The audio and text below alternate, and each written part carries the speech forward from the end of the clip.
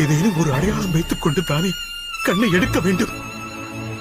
கண்ணை எடுத்த உடனே பதித்தால் தானே பூனோடு பூன் ஒட்டி சேரும். அதுதான் சரி. அப்படி ரத்தம் வடியும் கண்ணை என் காலின் பெருவிரலால் அடையாளம் வைத்துக் கொள்ள வேண்டும். பிறகு என் கண்ணை பிடுங்கி வைத்து விடலாம். சரியான யோசனை, சரியான யோசனை.